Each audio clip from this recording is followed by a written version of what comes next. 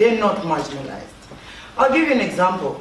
Epworth is a constituency of 250,000. Majority of the people that live in Epworth are SMEs, self-employed. Vanhu vese vamunoona vakamira pamakona vachitengesa vendors are working. So they're empowered. They might not make $1 million, but they're working.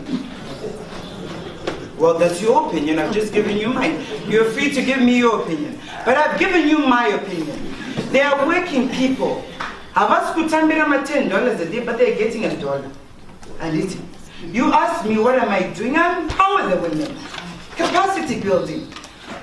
I stood up in Parliament just the other day and I talked about sex workers. It was another riot.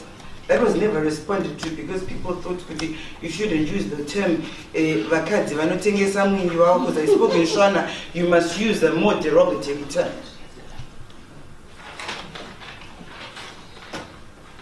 No, thank you. I just needed to understand what you're doing. I'm trying to make you understand. I'm trying to make you understand. We have to be tolerant of other people's, thought processes, because that's the only way we can build this country.